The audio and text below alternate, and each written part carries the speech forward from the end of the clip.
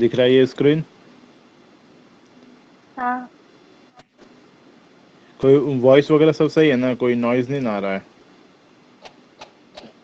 No sir. अच्छा ठीक। तो कल हम देखिए आईयूपीएसी नॉमेनक्लेचर वगैरह के बारे में अभी तक हम बात कर चुके हैं, ठीक है।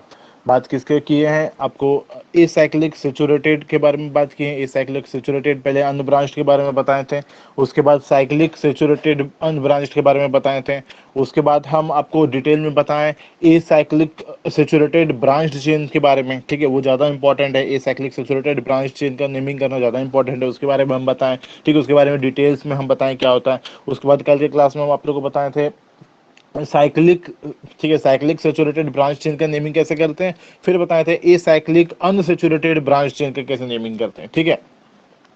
तो इससे ज्यादा फिलहाल फिलहाल तो और हमको कोई काम नहीं है आईयूपीएसी नोमेनक्लेचर में इससे ज्यादा पढ़ने का।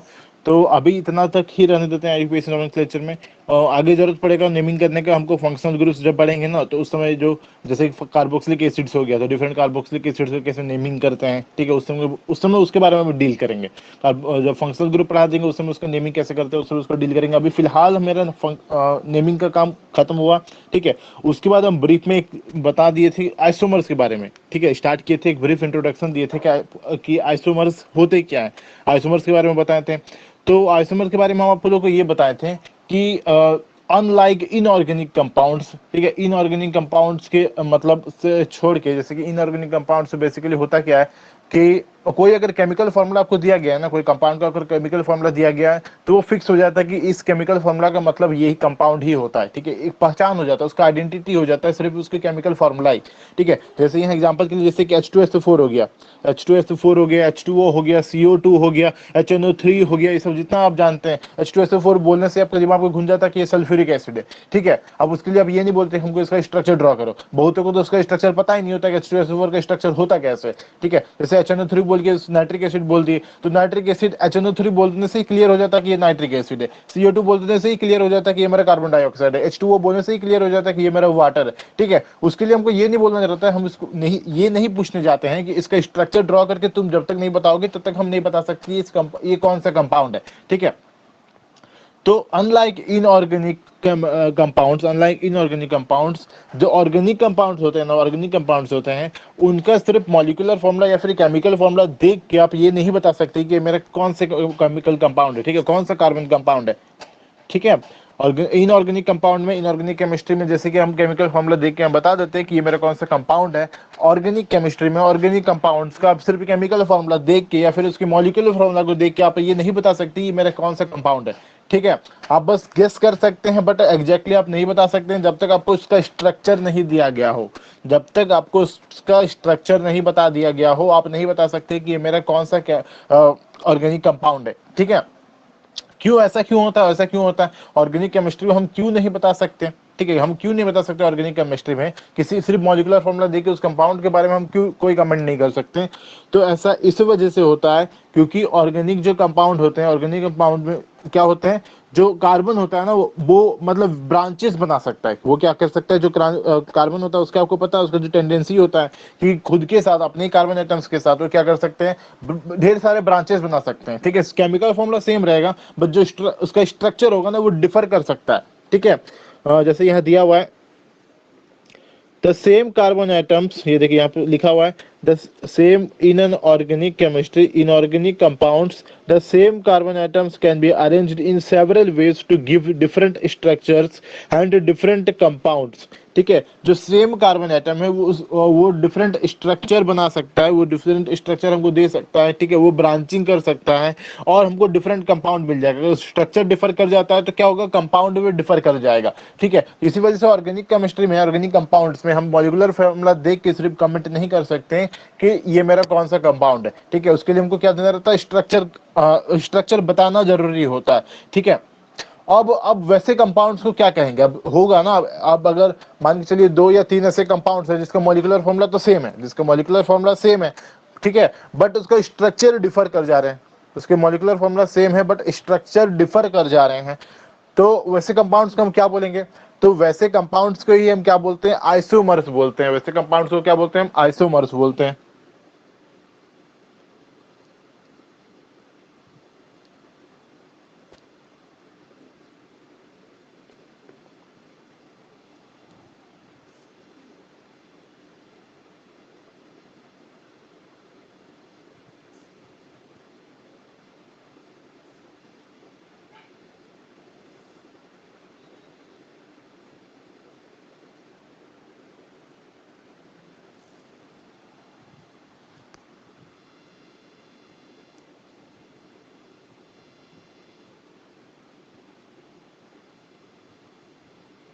देखिए,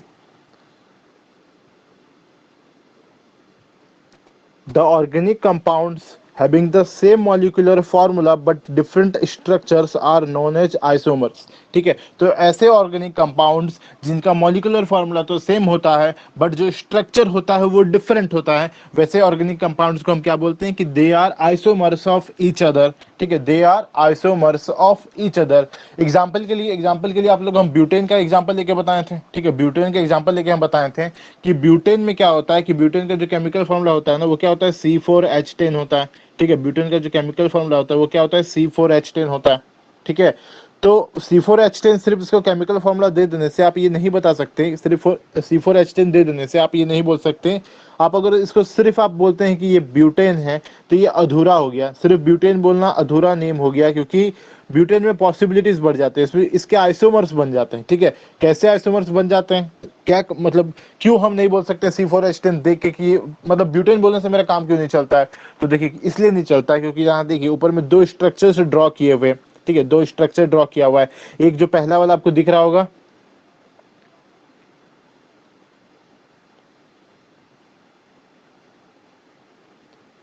एक जो ये स्ट्रक्चर आपको दिख रहा है ये, ठीक है, ये क्या है, ये भी आपका ब्यूटेन का स्ट्रक्चर है। ठीक है, ये भी क्या है, आपका ब्यूटेन का स्ट्रक्चर है, क्योंकि ब्यूटेन होने के लिए क्या चाहिए, C4H10 चाहिए, C4H10 चाहिए ना उसको ब्यूटेन होने के लिए। तो आप यहाँ काउंट कीजिए नंबर ऑफ कार्बन एटम्स को और नंबर ऑफ हाइड्रोजन एटम्स को। ठीक है, ये आप देखिए, 1 2 3 4, 4 कार्बन हो गए। हाइड्रोजन काउंट कीजिए, 1 2 3 4 5 6 7 8 9 10। तो इसमें कितना हो गया, इसमें कितना हो गया, 4 कार्बन हो गया और 10 हाइड्रोजन हो गया, 4 कार्बन हो गया, 10 हाइड्रोजन हो गया। तो C4H10 तो ये है, C4H10 तो ये है। तो क्या सिर्फ यही स्ट्रक्चर पॉसिबल है ब्यूटेन का? तो ब्यूटेन का क्या सिर्फ यही स्ट्रक्चर पॉसिबल है? हम बोलेंगे नहीं, सिर्फ यही पॉसिबल नहीं है, एक उसका ब्रांच चेन भी स्ट्रक्चर, एक ब्रांच चेन स्ट्रक्चर भी उसका पॉसिबल है। कैसा? तो देखिए, जो नीचे में ड्रॉ किया गया है, जो नीचे में जो स्ट्रक्चर ड्रॉ किया गया है आपका,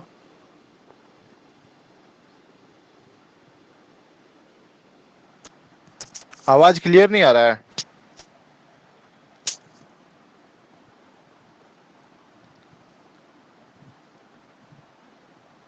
अच्छा ठीक है, प्रॉब्लम होगा कुछ तो बताइएगा।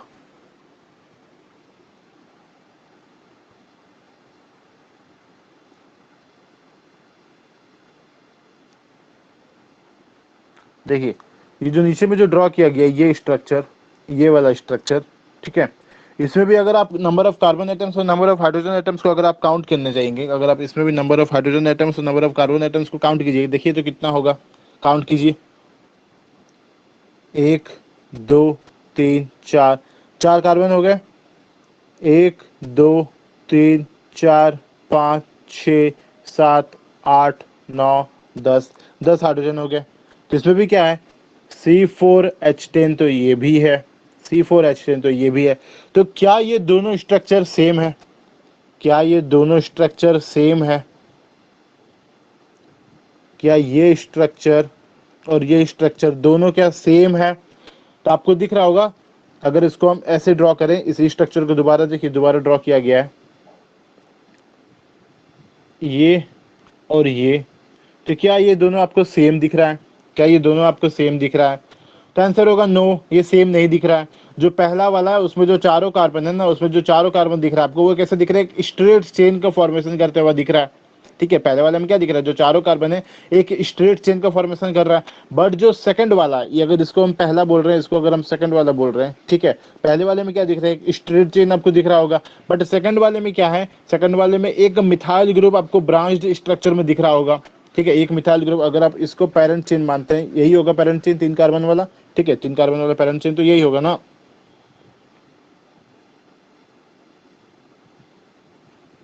यही होगा मेरा 3 कार्बन वाला पैरेंट चेन। तो ये जो नीचे दिख रहा है आपको मिथाइल ग्रुप, ये क्या मिल रहा है आपको, ब्रांच में मिल रहा था आपको, एक मिथाइल ग्रुप ब्रांच में दिख रहा होगा। ठीक है, तो दोनों का अगर आप नेमिंग करने जाइएगा ना, अगर आईयूपीएसी आप नेमिंग कीजिएगा तो इसका तो हो जाएगा ब्यूटेन, इसको तो आप बोलिएगा ब्यूटेन। बट डिफर करने के लिए कैसे आप बताइएगा इसको कि ये मेरा कौन सा ब्यूटेन है, तो डिफर करने के लिए इसको हम बोलते हैं वैसा अल्केन। वैसा अल्केन जैसे अब आगे भी हम बताएंगे, आगे भी इस चीज के बारे में बात करेंगे। तो जो स्ट्रेट चेन का फॉर्मेशन करेगा ना, जो स्ट्रेट चेन का फॉर्मेशन करेगा वो मेरा नॉर्मल होता है, ठीक है, नॉर्मल अल्केन उसको हम बोलते हैं। वैसा अल्केन जो आइसोमर्स का फॉर्मेशन कर सकता है, और बताएंगे कैसा है आइसोमर्स का फॉर्मेशन, कौन सा अल्केन कर सकता है, ठीक है। तो जो स्ट्रेट चेन होगा उसको हम बोलेंगे नॉर्मल, ठीक है। तो ये क्या है, मेरा नॉर्मल ब्यूटेन है, इसको हम क्या बोलते हैं, नॉर्मल ब्यूटेन बोलते हैं, ठीक है। या फिर आईयूपीएसी आप नेमिंग कर रहे तो आईयूपीएसी नेमिंग में आप इसको सिर्फ ब्यूटेन बोल सकते हैं, इसको आप क्या बोल सकते हैं, सिर्फ ब्यूटेन बोल सकते हैं। अगर आप सिर्फ ब्यूटेन अगर आप इसको बोलते हैं तो समझ में आ जाता है कि आप नॉर्मल ब्यूटेन का बात कर रहे हैं। सिर्फ ब्यूटेन बोलने से समझ में आ जाता है कि आप नॉर्मल ब्यूटेन का बात कर रहे हैं, ठीक है। तो अगर आप ब्यूटेन बोलते तो स्ट्रक्चर ऐसा ही ड्रॉ होगा, ठीक है। बट इसको क्या बोलिएगा, इस स्ट्रक्चर को आप क्या बोलिएगा, तो इस स्ट्रक्चर का अगर आप बात करें तो इसको अगर आप नेमिंग करना चाहिएगा तो इसको आप देख रहे हैं, आप सेकंड वाले पे क्या है, एक मिथाइल ग्रुप अटैच्ड है, ठीक है। सेकंड वाले पे क्या है, एक मिथाइल ग्रुप अटैच्ड है। तो आप इसको नेमिंग कीजिएगा तो ये क्या हो जाएगा, मेरा 2 मिथाइल प्रोपेन हो जाएगा। क्या हो जाएगा, 2 मिथाइल प्रोपेन, क्योंकि जो आपका पेरेंट चेन दिख रहा है उसमें कितने 3 कार्बन दिख रहे हैं ना। इसका नेम क्या हो जाएगा, 2 मिथाइल प्रोपेन, या भी इसको सिंपल आप मिथाइल प्रोपेन भी बोल सकते हैं, ठीक है। क्योंकि ब्रांचिंग लगने का एक ही पॉसिबल मतलब प्लेस है, कहाँ, वो सेकंड वाले पे, ठीक है। तो या तो इसको 2 मिथाइल प्रोपेन बोलिएगा या तो आप मिथाइल प्रोपेन बोलिएगा, ठीक है।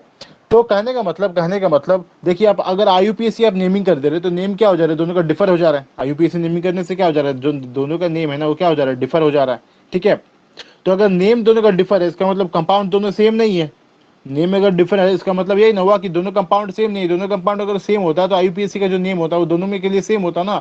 बट दोनों का सेम नहीं है, मतलब दोनों कंपाउंड के नेम सेम नहीं है, इससे इसका मतलब क्या हो, दोनों कंपाउंड मेरा डिफरेंट है। दोनों कंपाउंड मेरा क्या है, डिफरेंट है, ठीक है। तो इस दोनों कंपाउंड के बारे में हम क्या जानें कि इसका क्या है, मतलब कि इसका केमिकल फॉर्मूला जो मॉलिक्यूलर फॉर्मूला है इस दोनों का सेम है, ठीक है। मॉलिक्यूलर फॉर्मूला दोनों का C4H10 है, बट डिफरेंट क्या है, डिफरेंट है इसका कार्बन का स्ट्रक्चर, ठीक है। इसके स्ट्रक्चर में जो मतलब जो इसका जो कार्बन स्ट्रक्चर है ना वो डिफर कर जाता है, ठीक है, वो डिफर कर जाता है। और स्ट्रक्चर डिफर कर जाने से बहुत सारे प्रॉपर्टीज में भी चेंजेस आ जाते हैं, ठीक है। प्रॉपर्टीज में भी ढेर सारे चेंजेस, आज ढेर सारे नहीं बोलेंगे लेकिन चेंजेस आ जाते हैं, ठीक है। इसी वजह से ये दोनों क्या होता है, एक कंप्लीटली डिफरेंट कंपाउंड बन जाता है, ठीक है। मॉलिक्यूलर फॉर्मूला सेम रहने के बावजूद भी ये दोनों कंपाउंड सिर्फ इस वजह से कि इसका स्ट्रक्चर डिफरेंस है, इसका स्ट्रक्चर दोनों का डिफरेंट है, ये दोनों क्या हो जाते हैं, कंप्लीटली डिफरेंट कंपाउंड बन जाते हैं, ठीक है। और ऐसे कंपाउंड को हम क्या बोलते हैं, आइसोमर्स बोलते हैं। ऐसे कंपाउंड्स को हम क्या बोलते हैं, आइसोमर्स बोलते हैं।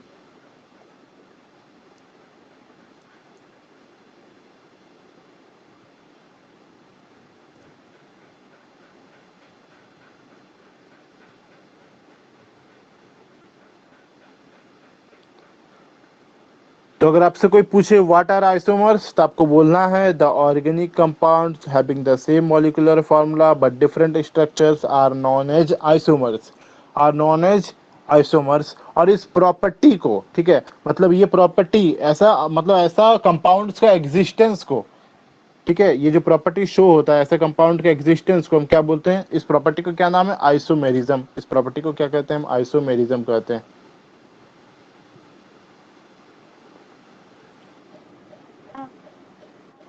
अच्छा, तो समझ आया ये आइसोमेरिज्म और आइसोमर्स क्या होते हैं, आइसोमर्स और आइसोमेरिज्म क्या होता है, ये समझ आया।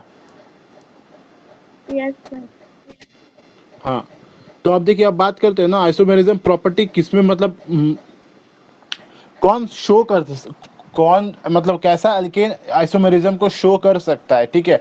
कब हमको इस बात का चिंता करना होगा कि अब सिर्फ केमिकल फॉर्मूला से मेरा काम नहीं चलेगा, कब हमको इस बात का फिक्र करना होगा, और कब हम निश्चिंत रह सकते हैं कि मतलब सिर्फ केमिकल फॉर्मूला अगर तुम हमको दे दो तो हमको मतलब स्ट्रक्चर का जरूरत नहीं पड़ेगा, ठीक है। मतलब कैसा सिचुएशन में कब कैसा अल्केन मतलब आइसोमेरिज्म को शो कर सकता है।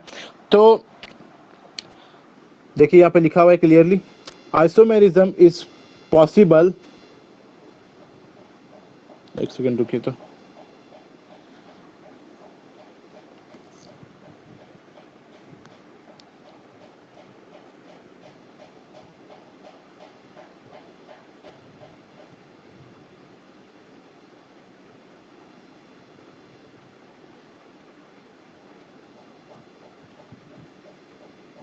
अब ठीक है।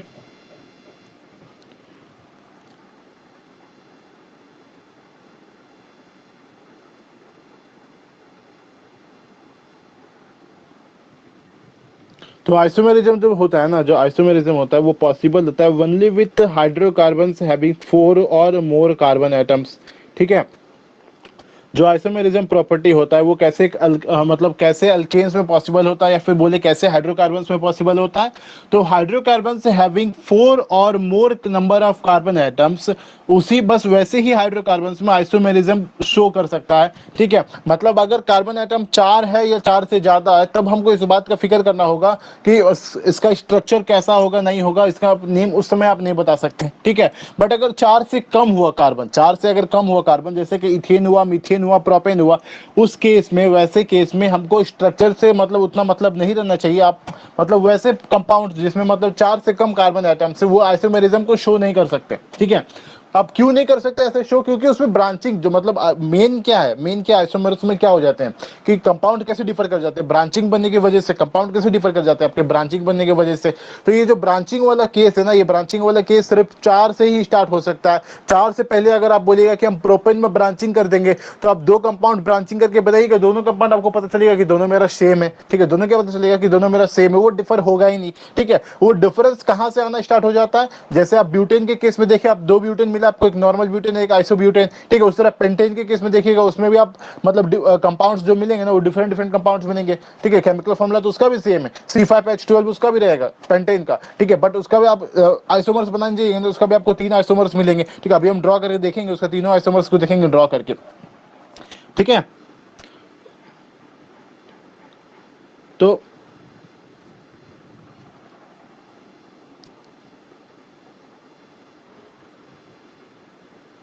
इस चीज को ध्यान में रखिएगा कि आइसोमर्स कैसा कंपाउंड्स मतलब कैसे हाइड्रोकार्बन शो कर सकते हैं, जिसमें 4 या 4 से अधिक नंबर ऑफ कार्बन एटम्स होंगे, जिसमें 4 या 4 से अधिक नंबर ऑफ कार्बन एटम्स होंगे, सिर्फ वैसे ही हाइड्रोकार्बन्स जो है ना आइसोमेरिज्म को शो कर सकते हैं। ठीक है, उससे कम वाले कार्बन एटम जो होंगे, उससे कम वाले कार्बन एटम्स की जो हाइड्रोकार्बन होंगे, वो आइसोमेरिज्म को शो नहीं कर सकते। No isomerism is possible in methane, ethane and propane because they contain only 1, 2 और 3 कार्बन एटम्स रिस्पेक्टिवली।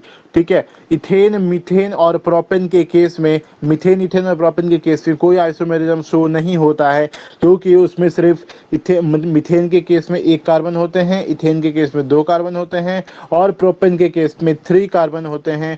और and with only 1, 2 or 3 carbon atoms, and with only 1, 2 or 3 carbon atoms, it is not possible to have different arrangement of carbon atoms in methane, ethane और propane। सिर्फ 1, 2 या 3 carbon atom होने की वजह से, और मतलब और डिफरेंट अरेंजमेंट, कार्बन एटम्स का डिफरेंट अरेंजमेंट हो पाना पॉसिबल नहीं होता है। और अगर कार्बन का डिफरेंट अरेंजमेंट पॉसिबल नहीं है, इसका मतलब और different structure same chemical formula से होना पॉसिबल नहीं है। ठीक है, तो अगर सेम केमिकल फार्मूला से डिफरेंट स्ट्रक्चर का बनना पॉसिबल नहीं है, तो हम क्या कहते हैं कि आइसोमेरिज्म का हो पाना पॉसिबल नहीं है। ठीक है, ठीक है ना। Yes sir. हाँ, अब देखिए, अब आपको मतलब हम ड्रॉ करेंगे एक एक करके स्ट्रक्चर। आप यहाँ मतलब दिया हुआ, आप इस चीज को देखिए कि पेंटेन के केस में, पेंटेन के केस में जो पेंटेन होता है ना, उसको क्या होता है, 3 आइसोमर्स पॉसिबल होते हैं। पेंटेन के केस में 3 आइसोमर्स पॉसिबल होते हैं। जैसे ब्यूटेन के केस में क्या देखे, 2 को देखे ना, ब्यूटेन के केस में 2 isomers are possible of the compound butane are possible. Compound butane का 2 आइसोमर्स पॉसिबल था। उसी तरह 3 isomers of the compound pentane are possible and 5 isomers of the compound hexane are possible. ठीक है, तो जैसे जैसे नंबर ऑफ कार्बन एटम्स आप इंक्रीज कीजिएगा ना, जो नंबर ऑफ आइसोमर्स होते हैं ना, वो भी इंक्रीज करते जाते हैं। ठीक है, क्योंकि आप डिफरेंट और मतलब अरेंजमेंट होता है ना, और मतलब डिफरेंट डिफरेंट अरेंजमेंट बन सकते हैं। ठीक है, आप मतलब कभी यहाँ ब्रांचिंग कर दिए, कभी वहाँ ब्रांचिंग कर दिए, और ढेर सारे ब्रांचेस बनने का पॉसिबिलिटीज बढ़ जाता है। इसकी वजह से आप यहाँ देख रहे हैं कि ब्यूटेन के केस में सिर्फ आइसोमर्स जो था वो 2 ही आइसोमर्स हमको मिल रहा था। ठीक है, बट पेंटेन के केस में हमको क्या मिल रहा है, हमको 3 आइसोमर्स मिल रहा है। ठीक है, पेंटेन के केस में हमको क्या मिल रहा है, 3 आइसोमर्स मिल रहे हैं, और हेक्सेन के केस में हमको क्या मिल रहा है, 5 आइसोमर्स मिल रहे हैं। ठीक है, ठीक है ना। मतलब as the number of carbon atoms in an alkane molecule increases, the number of possible isomers increases rapidly. ठीक है, जैसे number of carbon atoms increase होंगे एक अल्केन मॉलिक्यूल में, जो पॉसिबिलिटीज है आइसोमर्स बनने का वो भी इंक्रीज होगा।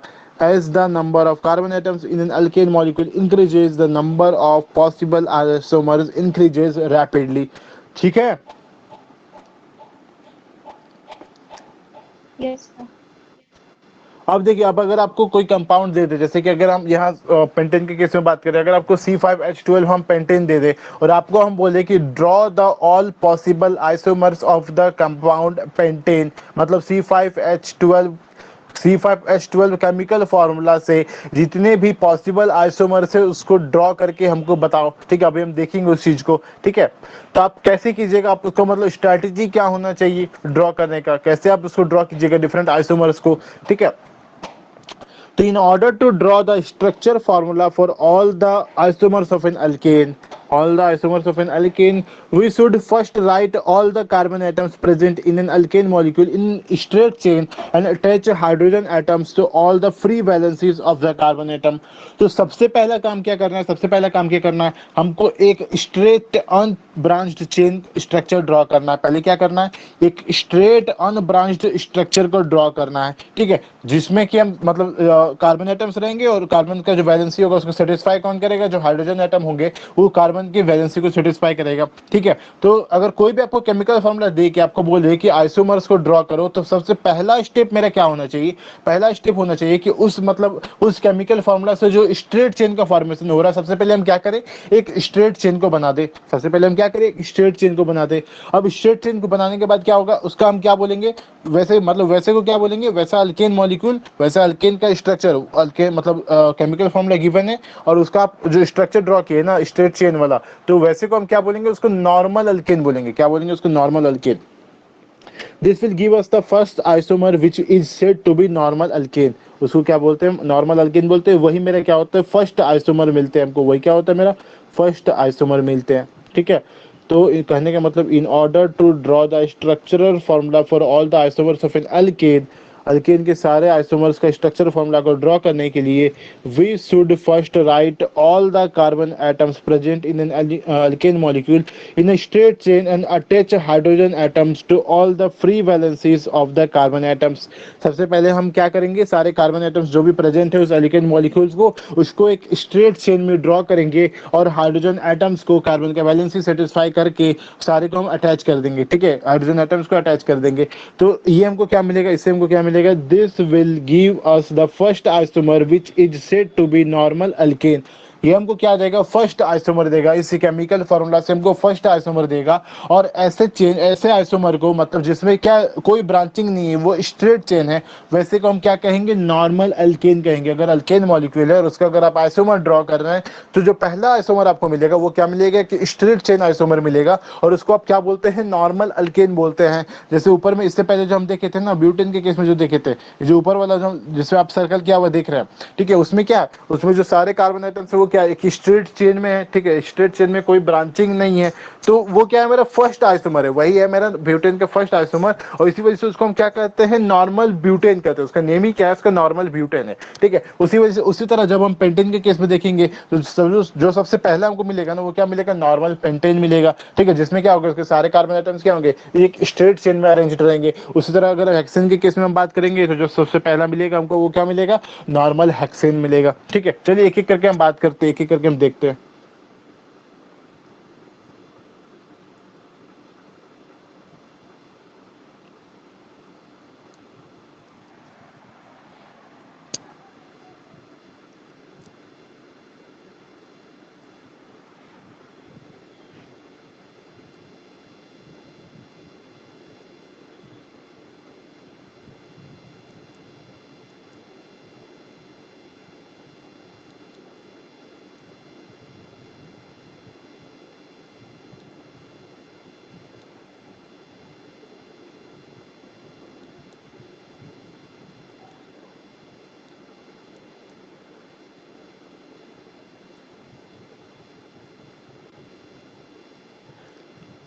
पेंटेन के जो डिफरेंट आइसोमर्स होंगे वो कैसे बनेगा, तो पेंटेन का,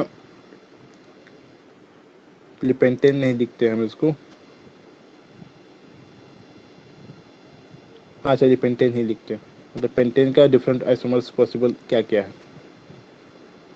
केमिकल फॉर्मूला क्या होता है, C5 C5H12। तो इस केमिकल फार्मूला से कितना डिफरेंट आइसोमर्स बन पाना पॉसिबल है पेंटेन का। जैसे अभी हम बोले कि उसका क्या है, 3 आइसोमर्स बन पाना पॉसिबल है, तो हम कैसे बता सकते हैं, हम कैसे बोले कि उसका 3 ही आइसोमर पॉसिबल है। पॉसिबल स्ट्रक्चर ड्रॉ करके देखिए, 3 से ज्यादा स्ट्रक्चर ड्रॉ कर पाना पॉसिबल ही नहीं है। ठीक है, उस 3 के अलावा आप जितना भी स्ट्रक्चर ड्रॉ कीजिएगा, सारे आपको क्या मिलेगा, सिमिलर मिलेगा, सेम मिलेगा स्ट्रक्चर। ठीक है, तो सबसे पहला हम ड्रॉ करते हैं, तो पहला हम ड्रॉ करते हैं। तो पहला अब हम बोलते हैं, पहले को क्या करना है, सारे को स्ट्रेट चेन में करना है। ठीक है, पहले को क्या करना है, एक स्ट्रेट चेन स्ट्रक्चर ड्रॉ करना है। तो 5 है, 1 2 3 4 5 हाइड्रोजन एटम्स को अटैच कीजिए, satisfying the valency of the carbon atoms.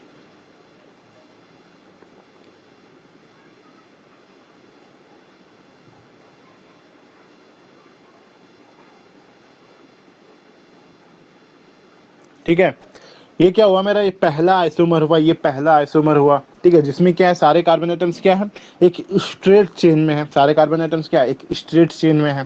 ठीक है, तो ऐसे आइसोमर को क्या कहेंगे हम, नॉर्मल अल्केन। ठीक है, क्या ये अल्केन है, तो नॉर्मल अल्केन। मतलब अगर हम इसको नाम लिखने जाएं तो इसको हम क्या बोलेंगे, नॉर्मल पेंटेन, जिसको हम बोलते हैं एन पेंटेन।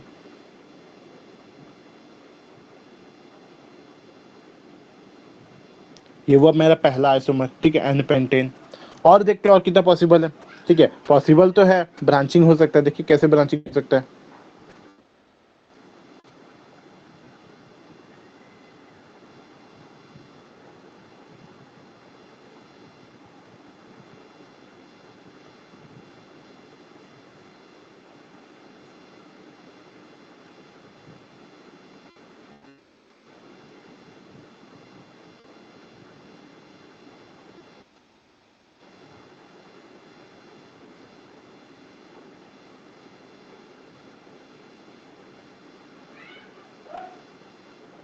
देखिए ये बन पाना पॉसिबल है। ठीक है, जिसमें क्या है, एक मिथाइल ग्रुप क्या हो गया, ब्रांचिंग में हो गया, एक मिथाइल ग्रुप कहाँ लग गया, ब्रांच में लग गया। तो एक ये बन पाना पॉसिबल है। तो इसका अगर आप IUPAC नेम लिखने अगर जाइएगा, इसका अगर आप IUPAC नेम लिखने के लिए जाइएगा, चलिए, या फिर इसको जो कॉमन नेम जो इसका होता है, इसका जो कॉमन नेम होता है, तो ये सेकंड वाला हो गया। इसको कॉमन नेम जो होता है, ये होता है क्या, आइसोपेंटेन। इसको क्या बोलते हैं हम, आइसो।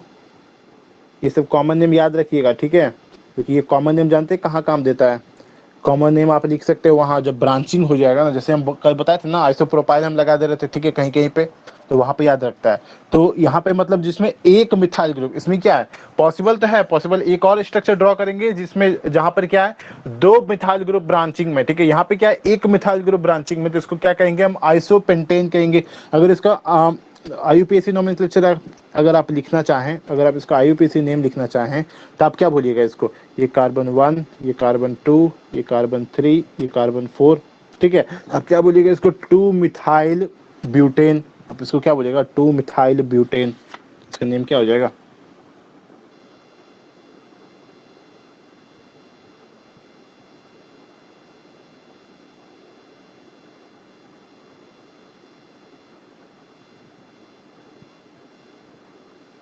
इसका नेम क्या हो जाएगा, 2 मिथाइल ब्यूटेन हो जाएगा। ठीक है, बट इसका जो मोस्ट पॉपुलर नेम है ना, इसका जो मोस्ट पॉपुलर नेम है वो है इसका आइसोपेंटेन।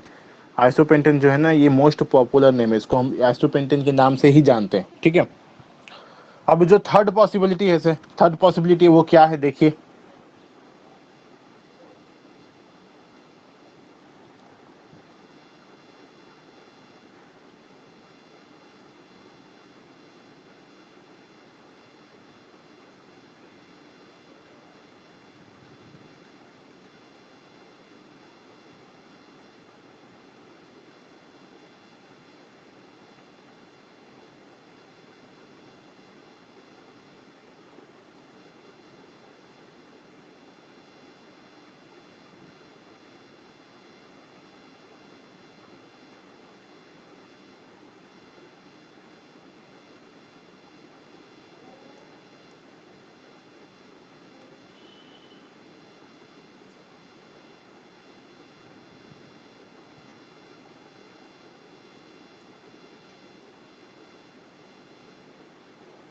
ठीक है, ये मेरा क्या है, थर्ड पॉसिबिलिटी है, जिसमें क्या है, दो मिथाइल ग्रुप आपको ब्रांच में दिख रहे होंगे, ठीक है। आपको क्या दिख रहा है इसमें, दो मिथाइल ग्रुप आपको ब्रांच में दिख रहे हैं। इसमें क्या, इससे पहले वाले में क्या था, आपको एक मिथाइल ग्रुप ब्रांच में दिख रहा था, ठीक है। आप अगर देखिएगा तो आपको क्या दिख रहा था, ये जो मिथाइल ग्रुप था ये आपको ब्रांच में दिख रहा था, ठीक है। अब जो है आपको दो मिथाइल ग्रुप ब्रांच में दिख रहा होगा, एक ये और एक ये, ठीक है। अब दो मिथाइल ग्रुप आपको ब्रांच में दिख रहा है, ठीक है। तो इस आइसोमर का नाम क्या हो जाता है, इस आइसोमर का नाम क्या हो जाता है, तो इस आइसोमर का नाम होता है नियोपेंटेन। इस आइसोमर का नाम क्या हो जाता है, नियोपेंटेन,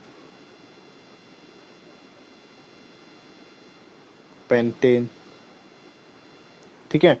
इस आइसोमर का जो मोस्ट पॉपुलर नेम है वो क्या है, इसका नियोपेंटेन है, ठीक है। अगर इसका आईयूपीएसी नेम लिखना चाहें, आईयूपीएसी नेम लिखना चाहें तो वो देखते हैं कैसे लिख सकते हैं। इसको आप बोलिए कार्बन 1, ये कार्बन 2, ये कार्बन 3, ठीक है। तो आईयूपीएसी नेम जो होगा इसका ये क्या होगा, 2,2 डाई मिथाइल प्रोपेन, ठीक है। ये क्या होगा, 2,2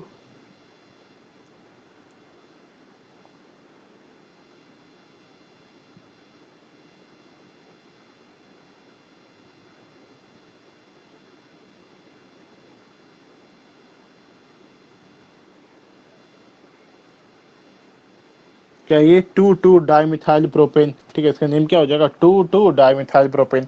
आप देख रहे हैं सेम केमिकल फॉर्मूला है, केमिकल फॉर्मूला C5H12 भी होगा।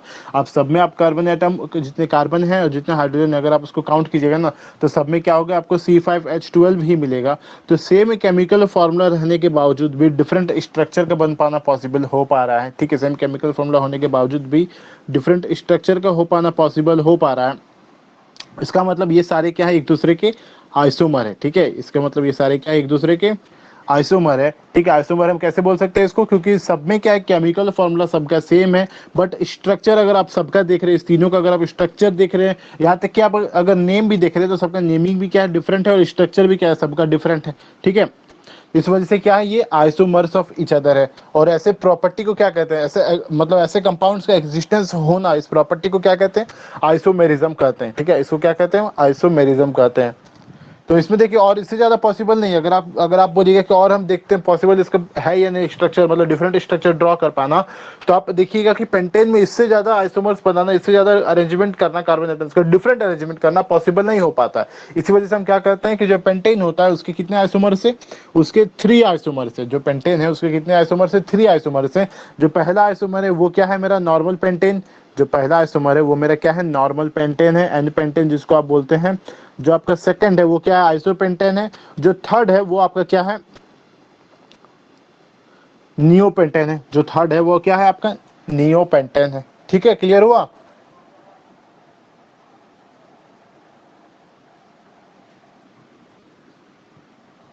क्लियर हुआ।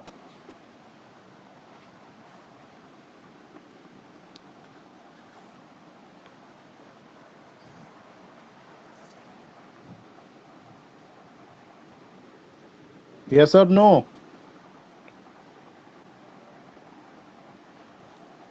Yes, sir. वॉइस नहीं आ रहा है मेरा। कट रहा है। अच्छा ठीक है।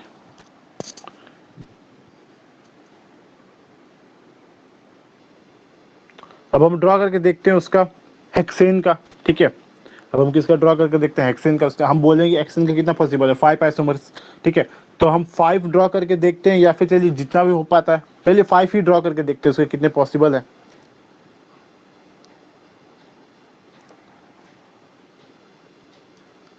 हेक्सेन का हम बात कर रहे हैं, हेक्सेन। तो इसका केमिकल फॉर्मूला क्या हो जाता है, C6H14।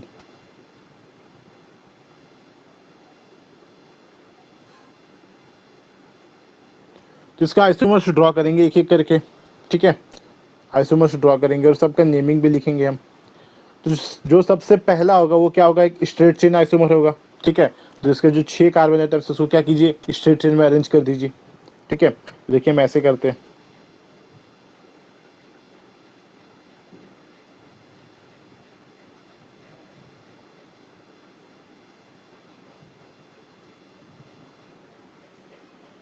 ये क्या है, इसके 6 कार्बन एटम्स हैं, 6 क्या है, एक स्ट्रेट चेन में है, ठीक है, और हाइड्रोजन एटम आपको लगा हुआ है उसके वैलेंसी को सेटिस्फाई करने के लिए, ठीक है। तो ये क्या हो गया आपके सबसे पहला, ये क्या हो गया आपका सबसे पहला आइसोमर हेक्सेन का, जिसको आप क्या बोलिएगा, नॉर्मल हेक्सेन, जिसको आप क्या बोलिएगा, normal hexane, N hexane,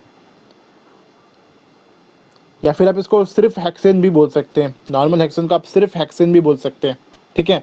IUPAC nomenclature में इसको हम सिर्फ हेक्सेन ही बोलते हैं, ठीक है। आप सिर्फ हेक्सेन बोलिएगा तो हमको क्या समझ में आएगा, नॉर्मल हेक्सेन ही समझेंगे हम इसको, ठीक है। आप इसको नॉर्मल हेक्सेन, एन हेक्सेन बोलिए या फिर इसको सिर्फ हेक्सेन बोलिए, ठीक है।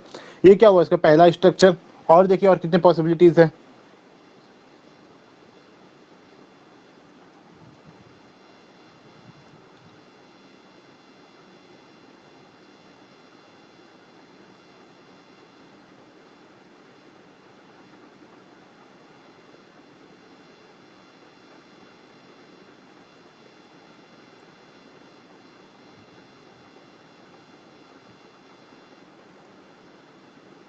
देखिए कि ये पॉसिबल है कि एक मिथाइल ग्रुप को उठा के क्या किया, हम ब्रांच में लगा दिए।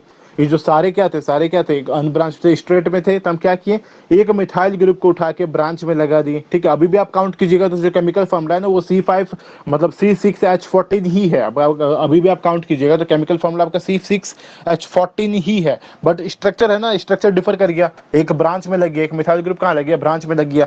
तो इसका नेम क्या होगा, इसका नेम क्या होगा, चलिए इसका आईयूपीएसी नेम लिखते हैं, क्या होगा। तो अगर आप आईयूपीएसी नेम लिखते तो ये पहला कार्बन, ये दूसरा कार्बन, ये तीसरा कार्बन, ये चौथा और ये पांचवा। तो आप नेम लिख कैसे लिखिएगा, यहाँ पे 2 मिथाइल और 5 है जो पेरेंट चेन, उसमें क्या है आपको 5 कार्बन एटम है, 2 मिथाइल पेंटेन हो जाएगा, ये 2 मिथाइल पेंटेन, ठीक है। ये हो गया आपका सेकंड आइसोमर। जो थर्ड है वो कैसा होगा,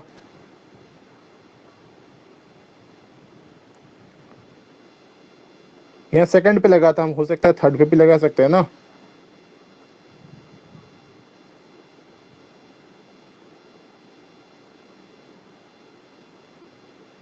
ऐसे भी तो हो सकता है, हम थर्ड पे भी तो लगा सकते हैं, ठीक है। जो मिथाइल ग्रुप है उसको सेकंड पोजीशन से उठा के थर्ड पोजीशन पे कर देंगे। तो ये भी क्या हो गया, ये भी तो क्या मिल गया, एक डिफरेंट का पार्ट हमको मिल गया, ये भी क्या मिल गया, एक डिफरेंट का पार्ट मिल गया, जिसका अगर आप आईयूपीएसी नेम लिखने जाइएगा, अगर आप इसका आईयूपीएसी नेम अगर आप लिखते हैं तो क्या होगा, ये पहला, ये दूसरा, ये तीसरा, ये चौथा और ये पांचवा, ठीक है। तो नेम कैसा हो जाएगा इसका, 3 मिथाइल पेंटेन,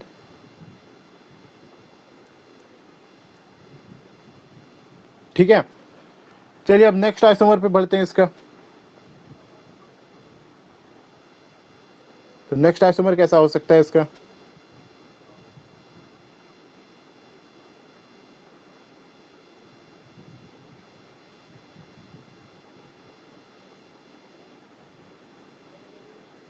ये हो सकता है इसका नेक्स्ट आइसोमर, ठीक है।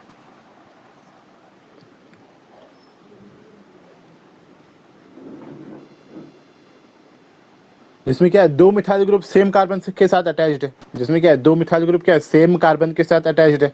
ये कैसा हो सकता है, तो इसका नेम क्या लिखेंगे हम, इसका नेम क्या होगा, देखते हैं इसका नेम क्या होगा। ये पहला, ये दूसरा, ये तीसरा और ये चौथा, ठीक है। अब पेरेंट चेन में कितने हो गए, 4 हो गए, ठीक है। तो इसका नेम क्या होगा, 2,2 डाई मिथाइल ब्यूटेन, इसका नेम क्या हो जाएगा, 2,2 डाई मिथाइल ब्यूटेन, ठीक है। ये क्या हो गया, आपको चौथा आइसोमर मिला, किसका, हेक्सेन का। अब देखते हैं, और जो हम बोले कि 5 आइसोमर, तो ये और एक कैसा बन सकता है, तो यह 2 मिथाइल ग्रुप क्या था, सेम कार्बन के साथ अटैच था। अब ऐसा हो सकता है 2 मिथाइल ग्रुप क्या है, 2 डिफरेंट कार्बन के साथ अटैच हो, भी हो सकता है ना। तो देखिए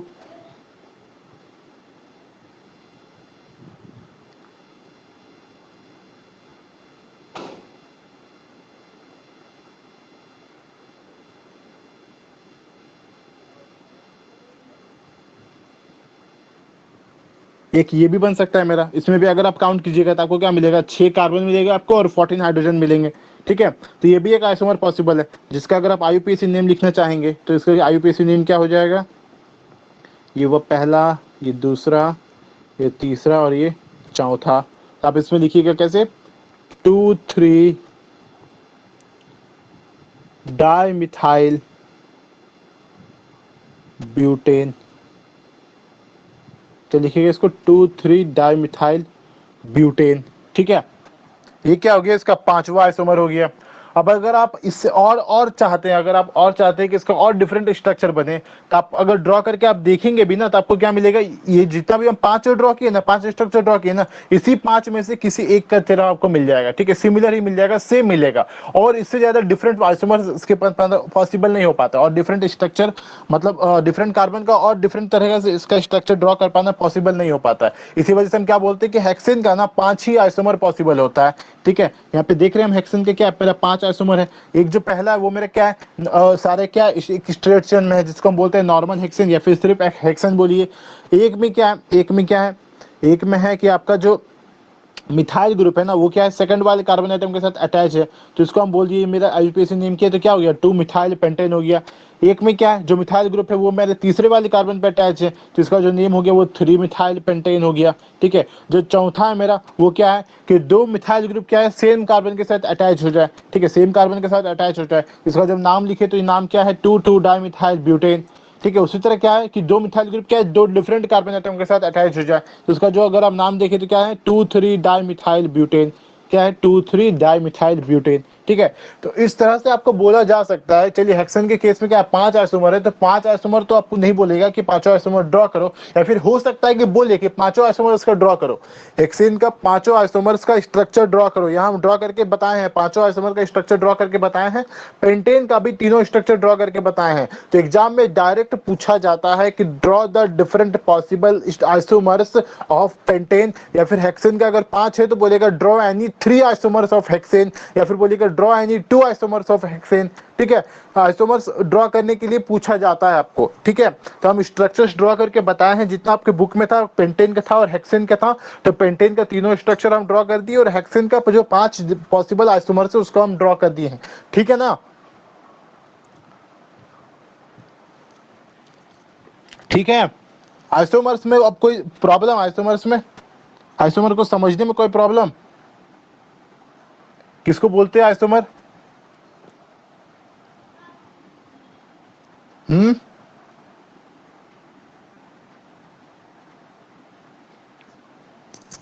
आइसोमर समझने में कोई प्रॉब्लम? No sir. अच्छा ठीक है, आइसोमर अगर आप समझ गए तो हम नेक्स्ट स्टार्ट करते हैं क्या, होमोलोगस सीरीज। ठीक है, होमोलोगस सीरीज के बारे में बात करते हैं कि होमोलोगस सीरीज होता क्या है। आप जानते हैं होमोलोगस सीरीज, हम आपको ऑलरेडी बताएं। ठीक है, उसके बारे में बताया, बस इस टर्म से इंट्रोड्यूस नहीं किए थे आपको, इस टर्म से इंट्रोड्यूस नहीं किए थे। इस होमोलोगस सीरीज जो नाम आप सुन रहे हैं ना, इस टर्म से आपको इंट्रोड्यूस नहीं करवाए थे, बट आप ऑलरेडी जानते हैं कि होमोलोगस सीरीज क्या होता है। बट उसके बारे में अब हम क्लियर जानेंगे, डिटेल में जानेंगे कि होमोलोगस सीरीज क्या होते हैं। ठीक है,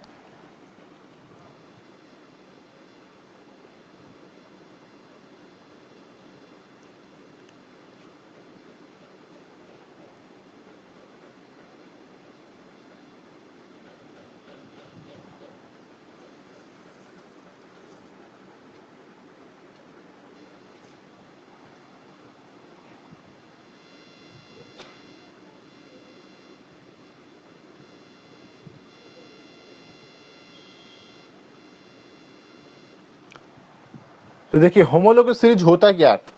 तो जैसे आप अल्केन्स के केस में देख रहे थे, अल्केन्स के केस में अगर आप ध्यान दीजिएगा, अगर अल्केन्स के केस में आप ध्यान नहीं दिए हैं, तो अगर आप सबको केमिकल फॉर्मूला का ध्यान दीजिएगा, तो हम एक जनरल फॉर्मूला बताए थे अल्कीन का, CnH2n+2 बताए थे। ठीक है, CnH2n+2 बताए थे एक अल्कीन का जनरल फॉर्मूला। कैसा, अल्कीन का ए साइक्लिक अल्केन्स के। ठीक है, उस तरह अल्कीन्स का ए साइक्लिक अल्कीन्स का भी आप लोग के एक जनरल फॉर्मूला बताए थे, CnH2n। ठीक है, और हम बताए थे क्या, अल्काइंस का भी बताए थे एक जनरल फॉर्मूला, CnH2n-2। ठीक है, मतलब वहां अगर आप नंबर ऑफ कार्बन एटम जितना है अगर आप पुट कर दीजिएगा, तो उस अल्केन ग्रुप मेंबर, मतलब उस अल्केन ग्रुप का आपको वो मेंबर मिल जाएगा। ठीक है, मतलब अगर 5 कार्बन एटम वाला अगर आपका अल्केन है, तो आप उस फॉर्मूला में पुट कीजिए तो आपको केमिकल फॉर्मूला मिल जाएगा जो उसका है। अगर आप 6 कार्बन वाला कोई अल्कीन है, तो आप उस केमिकल फॉर्मूला में पुट कर देते तो मिल जाता है। ठीक है, मतलब एक तरह से हम क्या बताए थे, एक जनरल फॉर्मूला बताए थे, एक जनरल फॉर्मूला बताए थे। और जनरल फॉर्मूला किसका बताया जाता है, देखिए आप पढ़े नहीं है, आप पीरियोडिक क्लासिफिकेशन एलिमेंट्स के बारे में पढ़े नहीं है, पीरियोडिक टेबल वगैरह के बारे में आप जब पढ़ते हैं ना, आपको पता कि आपको पता चलता कि उसमें क्या होता है, ग्रुप्स बांटे हुए होते हैं। उसमें क्या होता है, ग्रुप्स बांटे हुए होते हैं। ग्रुप 1 2 3 4 5 6 7 8 9 10 इस तरह करके आपको ग्रुप 18 तक है, ठीक है। 18 ग्रुप्स बांटा हुआ है, उसमें क्या है, 18 ग्रुप्स बांटा हुआ है, ठीक है। तो ग्रुप 18 एलिमेंट्स को ही आप नोबल गैस एलिमेंट्स बोलते हैं। जो ग्रुप 18 एलिमेंट्स होते हैं ना, उसी को आप नोबल गैस एलिमेंट्स बोलते हैं। तो उसमें क्या है, ग्रुप्स बांटा हुआ है, और ग्रुप्स में क्या है, एलिमेंट्स को अरेंज किया हुआ है, ठीक है। उसमें क्या है, ग्रुप्स बांटा हुआ है, ग्रुप में एलिमेंट को अरेंज किया हुआ है। बट किस बेसिस पे क्या हुआ रहता है उसमें, तो इस बेसिस पे क्या हुआ रहता है, जैसे कि अगर हम बोले कि जो सारे नोबल गैस होते हैं, उनके आउटर शेल में कितने इलेक्ट्रॉन्स होते हैं, आउटर शेल में कितने इलेक्ट्रॉन्स होते हैं, हीलियम को छोड़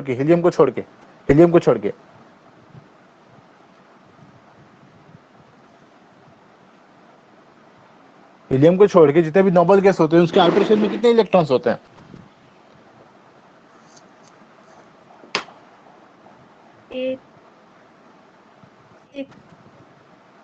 8 होते हैं, ठीक है। सबके आउटर सेल में कितने होते हैं, इलेक्ट्रॉन्स होते हैं, 8 होते हैं।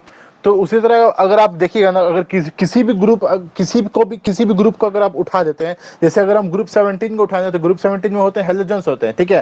ग्रुप 17 में हेलोजन्स होते हैं, क्लोरीन, ब्रोमीन, ये सब जो होते हैं। तो सारे का अगर आप आउटर शेल को देखिएगा ना, तो सारे का आउटर शेल में क्या होंगे, 7 इलेक्ट्रॉन्स होंगे। उसी तरह अगर हम ग्रुप 13 उठा देना, तो ग्रुप 13 में जितने भी आउटर शेल होंगे ना, सारे में कितने होंगे, 3 इलेक्ट्रॉन्स होंगे, ठीक है। उसी तरह अगर हम ग्रुप 12 उठा लेते, जितने आउटर एलिमेंट्स होंगे उसमें क्या होंगे, उसके 2 इलेक्ट्रॉन्स होंगे।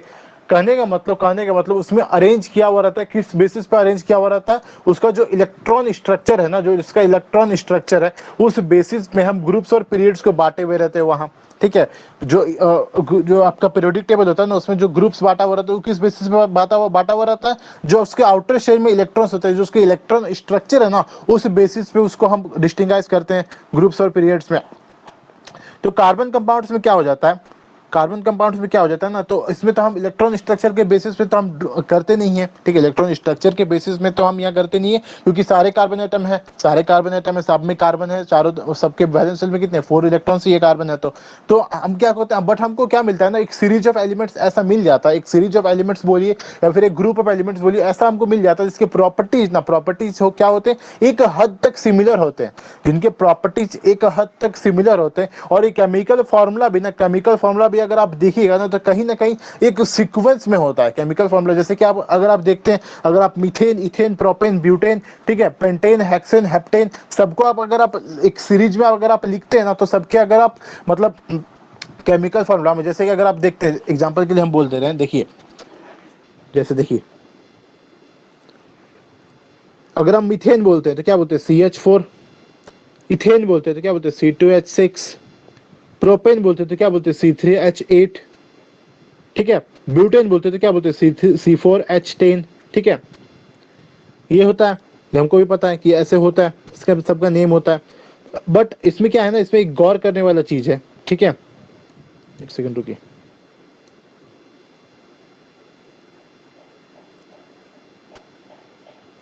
इसमें एक गौर करने वाला चीज होता है, क्या होता है कि अगर आप सारे को देखिए ना, तो ये एक सीक्वेंस को फॉलो कर रहे हैं। ये क्या कर रहे हैं, सीक्वेंस को फॉलो कर रहे हैं। जैसे जैसे किस सीक्वेंस को फॉलो कर रहे हैं, अगर आप ध्यान से देखते हैं, अगर आप ध्यान दीजिएगा तो आपको पता चलेगा कि ये CH4 हो गया, ठीक है, ये CH4 हो गया, ये C2H6 हो गया।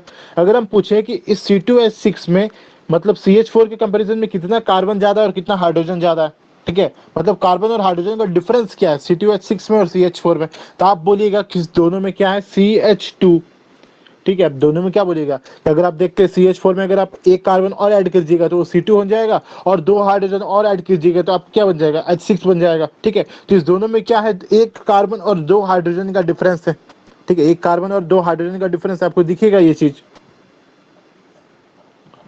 उसी तरह अगर हम बोले अगर आप देखिए, आप C3H8 को देखिए और C2H6 को देखिए, C3H8 को देखिए और C2H6 को आप देखिए, तो उसमें भी आपको एक सिमिलरिटी देखने को मिलेगा। जैसे ये C3H8 है, ये C2H6 है।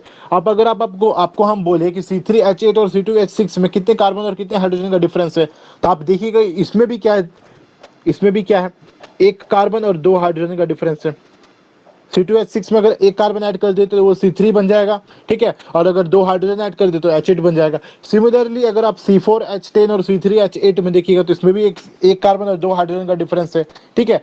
कहने का मतलब ये जो है ना, ये जो सारे अल्केन मेंबर्स है ना, ये जो अल्केन मेंबर्स है, ये एक सीक्वेंस को फॉलो कर रहे हैं। ये क्या कर रहे हैं? एक सीक्वेंस को फॉलो कर रहे हैं। कैसा सीक्वेंस फॉलो कर रहे हैं कि इनके जो सक्सेसिव कंपाउंड्स हैं, इनके जो सक्सेसिव अल्केन्स है ना, वो सक्सेसिव अल्केन्स मतलब उसमें कितने कार्बन और कितने हाइड्रोजन का डिफरेंस है? एक कार्बन और दो हाइड्रोजन का डिफरेंस है। इनका जो सक्सेसिव अल्केन्स होता है वो एक कार्बन और दो हाइड्रोजन एटम से एक्सीड कर जाता है, ठीक है।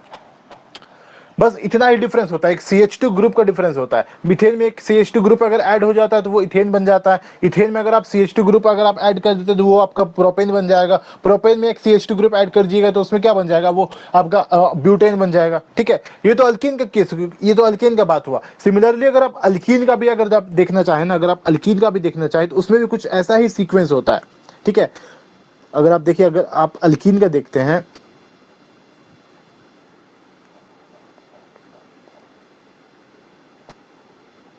देखिए जो सबसे पहला अल्कीन होता है वो मेरा क्या होता है? Ethene, C2H4। जो मेरा दूसरा होता है वो क्या होता है? C3H6। जो तीसरा होता है वो क्या बनता है मेरा? C4H8। जो पांचवा होता है वो मेरा क्या होता है? मतलब जो चौथा होता है वो क्या होता है? C5H10, ठीक है।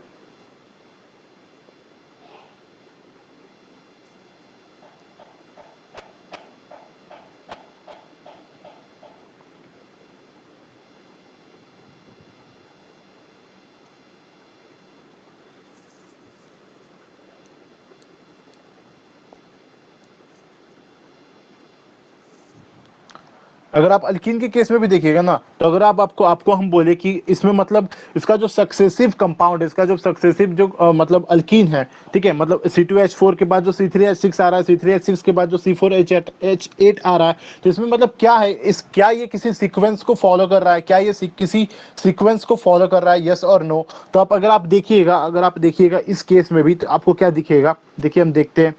तो अगर आप C3H6 और C2H4 को देखते हैं, हम आपसे अगर पूछे कि दोनों में कितना कार्बन और कितना हाइड्रोजन का डिफरेंस है, तो आपको क्या दिखेगा कि इस केस में भी क्या है? एक कार्बन और दो हाइड्रोजन का डिफरेंस है, ठीक है। मतलब अगर आप अल्कीन है C2H4 है, इसमें अगर आप एक कार्बन ऐड कर देते तो वो क्या बन जाएगा? C3 बन जाएगा, ठीक है। और H4 है, H4 में दो हाइड्रोजन ऐड कर दिए तो कितना बचेगा? मेरा H6 बन जाएगा, ठीक है।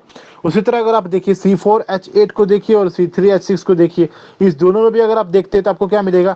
एक कार्बन और दो हाइड्रोजन का डिफरेंस मिलेगा। सिमिलरली C5H10 और C4H8 में भी क्या मिलेगा? एक कार्बन और दो हाइड्रोजन का डिफरेंस मिलेगा, एक CH2 ग्रुप का डिफरेंस मिलेगा। कहने का मतलब अल्कीन्स के केस में भी हमको क्या मिलता है? एक सीक्वेंस देखने को मिलता है, ठीक है। एक सीक्वेंस देखने को मिलता है। जो सक्सेसिव अल्कीन्स होते हैं ना, वो एक सीक्वेंस को फॉलो करते हैं, जिसमें क्या है? जो सक्सेसिव अल्कीन है एक CH2 ग्रुप से एक्सीड करता है, ठीक है। वो क्या करता है? एक CH2 ग्रुप से एक्सीड कर जाता है, ठीक है। तो एक ऐसा सीक्वेंस बन जाने की वजह से क्या होता है ना कि इसको हम क्या बोलते हैं? एक सीरीज बोल देते हैं। इसको क्या बोलते हैं? ये एक ग्रुप ऑफ सीरीज है। मतलब ये क्या है? एक कंपाउंड है ना, मतलब एक आप बोल सकते हैं कि इस मतलब जो इस सब का जो केमिकल फॉर्मूला हो गया, मतलब केमिकल फॉर्मूला जो केमिकल प्रॉपर्टीज हो गया, या फिर आप बोलिए फिजिकल प्रॉपर्टीज हो गया, थोड़ा बहुत जो स्ट्रक्चर हो गया, स्ट्रक्चर वगैरह सब इसमें ऑलमोस्ट इसका सेम रहता है, बट डिफरेंस क्या होता है? एक CH2 ग्रुप का डिफरेंस हो जाता है, ठीक है। अल्काइंस के केस में भी ऐसा ही होता है। अल्काइंस के केस में भी अगर आप देखिएगा ना, तो वो किसमें क्या होता है? C2H2 होता है, फिर जो नेक्स्ट होता है वो क्या होता है? आपका C2H4 होता है। उसमें भी आप अगर आप देखिएगा तो आपको क्या मिलेगा? कि CH2 ग्रुप का आपको मतलब CH2 ग्रुप का ही एक अंतर मिलेगा, ठीक है। तो ऐसे ऐसे सीरीज को क्या कहते हैं? ऐसे सीरीज ऑफ कंपाउंड्स को हम क्या कहते हैं? ऐसे सीरीज ऑफ कंपाउंड्स को क्या कहते हैं? तो ऐसे सीरीज ऑफ कंपाउंड्स को एक नेम देते हैं हम, क्या बोलते हैं उसको? वो क्या है? एक होमोलोगस सीरीज है। वो क्या है? एक होमोलोगस सीरीज है।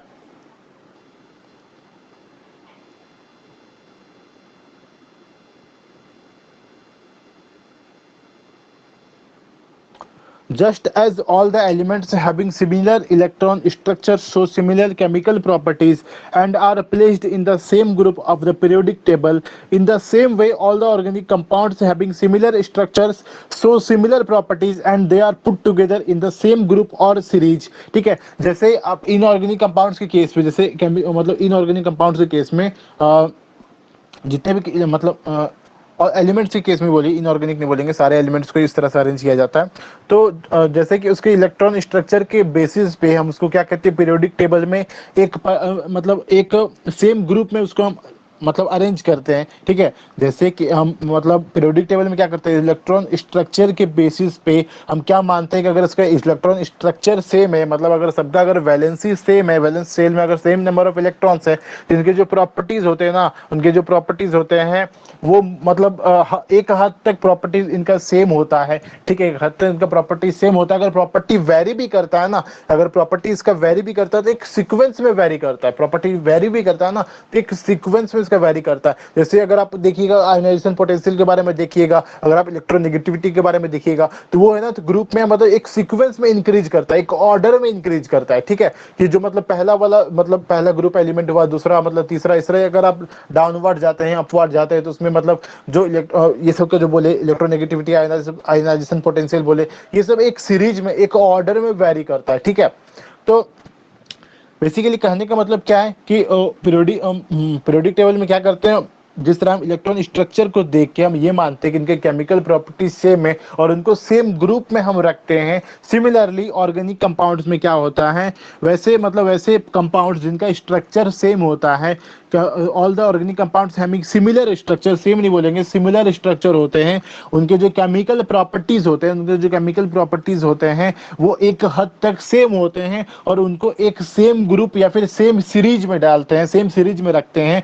जिस सीरीज का नेम क्या होता है, जिस सीरीज को हम क्या कह के बुलाते हैं, एक होमोलोगस सीरीज मतलब कह के बुलाते हैं। In doing so the organic compounds are arranged in the order of increasing molecular masses, ठीक है। जैसे कि ग्रुप में एलिमेंट्स में अगर आप देखें तो ग्रुप में भी एक मतलब अगर आप डाउनवर्ड जाते हैं तो उनके सबके क्या होते हैं, मॉलिक्यूलर वेट इंक्रीज करते हैं, ठीक है। उसी तरह इसके ये जो सीरीज होता है ना होमोलोगस सीरीज, इसमें हम इस तरह से उसको रखते हैं इंक्रीजिंग मॉलिक्यूलर वेट के मतलब बेसिस पे क्या करते हैं, एक उसको ग्रुप में एक सीरीज में सारे एलिमेंट्स को, सारे केमिकल कंपाउंड्स को, ऐसे केमिकल कंपाउंड्स को जिनका स्ट्रक्चर एक हद तक सेम होता है और उनके केमिकल प्रॉपर्टीज भी एक हद तक सेम होते हैं। प्रॉपर्टीज क्या होते हैं, एक हद तक सेम होते हैं, उनको क्या करते हैं, सेम ग्रुप और सीरीज में हम रखते हैं, जिस सीरीज को हम कहते हैं होमोलोगस सीरीज कहते हैं। जिस सीरीज का नेम क्या है, मेरा होमोलोगस सीरीज है, ठीक है। तो अगर आपसे पूछे होमोलोगस सीरीज क्या है, तो a homologous series is a group of organic compounds having similar structures and similar chemical properties in which the successive carbon compounds differ by a CH2 group, ठीक है। ये चीज को याद रखना है, CH2 ग्रुप वाला टर्म को याद रखना है। जो सक्सेसिव कंपाउंड है ना वो क्या एक CH2 ग्रुप से डिफर कर जाता है, चाहे वो अल्केन का बात कर रहे हो, अल्कीन का बात कर रहे हो, चाहे वो अल्काइन का बात कर रहे हो, ठीक है। जो होमोलोगस सीरीज होता है, अल्केन का जो होमोलोगस सीरीज होता है उसमें भी जो सक्सेसिव कंपाउंड्स होते हैं ना वो भी एक CH2 ग्रुप से डिफर कर जाते हैं। जो अल्कीन्स का होमोलोगस सीरीज होता है उसमें भी जो आपका सक्सेसिव कंपाउंड होते हैं उसमें भी एक CH2 ग्रुप के साथ वेरी करता है, ठीक है। एक अल्काइन के केस में बात करें तो उसमें भी जो होता है ना उसमें भी एक CH2 ग्रुप से ही वो वेरी करता है। इसी तरह अल्कोहल्स, कीटोन्स, एल्डिहाइड सब में होमोलोगस सीरीज होते हैं, ठीक है। सब में क्या होते हैं, होमोलोगस सीरीज होते हैं, ठीक है। सब में क्या होते हैं, सब में क्या होते हैं, एक सीरीज में उसको अरेंज करते हैं हम, जिसमें जो सक्सेसिव कंपाउंड वो क्या है एक CH2 ग्रुप से बस डिफर कर जाता है और उस दोनों का स्ट्रक्चर मतलब जो सक्सेसिव कंपाउंड्स का स्ट्रक्चर है ना एक हद तक सेम होता है। स्ट्रक्चर सेम होने की वजह से प्रॉपर्टीज भी एक हद तक सेम हो जाते हैं, ठीक है।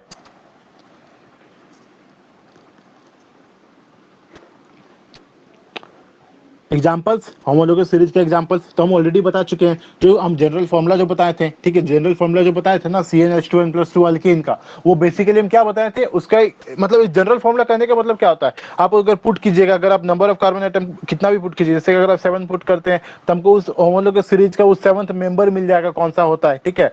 उसी तरह अगर आप 8 पुट करते हैं तो आपको 8th मेंबर मिल जाएगा अल्कीन का। तो अल्कीन का जो होमोलोगस सीरीज होता है, अल्कीन का जो होमोलोगस सीरीज होता है उसका जनरल फॉर्मूला क्या होता है, CnH2n+2 होता है। ये हम ऑलरेडी बता चुके हैं आप लोगों को। The general formula for the homologous series of alkene is CnH2n+2 where n is the number of carbon atoms in one molecule of alkene, ठीक है। यहाँ देखिए यहाँ पे 5 बनाया हुआ है, जैसे मीथेन हो गया, इथेन हो गया, प्रोपेन हो गया, ब्यूटेन हो गया, पेंटेन हो गया। एक सीक्वेंस में इस तरह एक सीरीज में मतलब अरेंज किया जाता है। सब में आप अगर देखिए, अगर आप डाउनवर्ड जाते हैं, अगर आप इस तरह डाउनवर्ड अगर आप आते हैं तो आप देखिएगा क्या कि मीथेन और इथेन में क्या है, एक CH2 ग्रुप का अंतर है। उसी तरह इथेन और प्रोपेन में क्या है, एक CH2 ग्रुप का अंतर है। प्रोपेन और ब्यूटेन में क्या है, एक CH2 ग्रुप का अंतर है। और ब्यूटेन और पेंटेन में क्या है, एक CH2 ग्रुप का अंतर है। ठीक है, तो एक ये क्या है, एक सीक्वेंस में अरेंज्ड है जिसमें कि जो सक्सेसिव कंपाउंड है वो क्या है, एक CH2 ग्रुप से ही बट डिफर कर जाते हैं। ठीक है, ऐसे सीरीज को हम क्या कहते हैं, होमोलोगस सीरीज कहते हैं। ठीक है, और वैसे वेरियस कंपाउंड्स को, मतलब ये जो है ना, जैसे होमोलोगस सीरीज का जो कंपाउंड्स होते हैं ना, उसको एक अलग नाम से बुलाते हैं, होमोलोग। ठीक है, उसको एक अलग नाम से बुलाते हैं जिसको क्या कहते हैं, होमोलोग्स कहते हैं।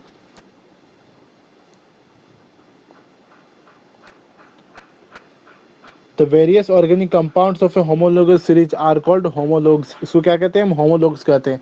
It is clear that the two adjacent homologues differ by one carbon atom and two hydrogen atom. इसको याद रखिए, जो दो adjacent homolog होते हैं, ये अगर आप देखिए तो ये मीथेन और इथेन क्या है, एक adjacent homologues हैं। जो दो adjacent homologues होते हैं ना, वो एक कार्बन और दो हाइड्रोजन एटम से वेरी कर जाते हैं। It is clear that two adjacent homologues differ by one carbon atom and two hydrogen atom, और एक कह सकते हैं आप CH2 ग्रुप से डिफर कर जाते हैं। ठीक है, अगर हम देखेंगे आप एक एक करके, क्या homologous series of alkane, homologous series of alkyne और होमोलोगस सीरीज ऑफ अल्काइन। ठीक है, वो हम ऑलरेडी देख चुके हैं, ऑलरेडी हम देखे हैं। ठीक है,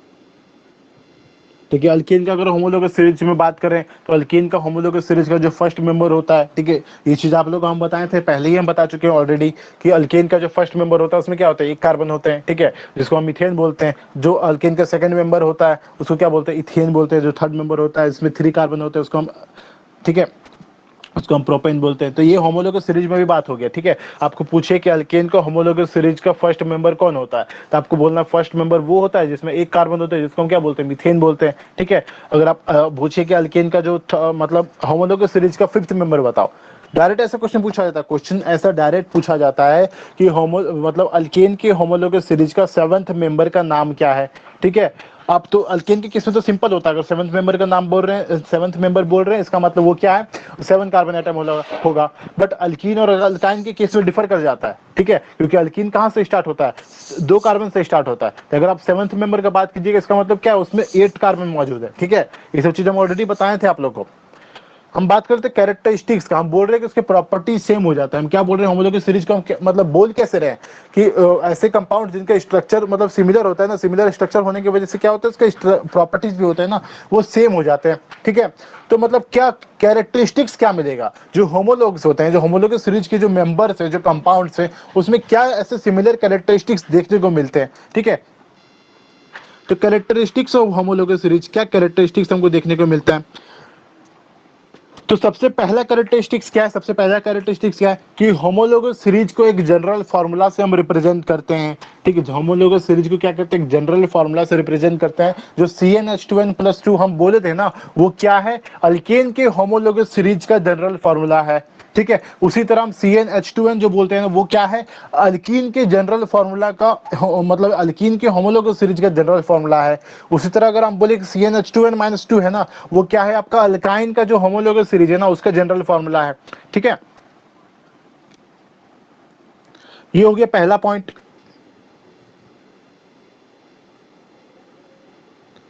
कि all the members of a homologous series can be represented by same general formula। ठीक है।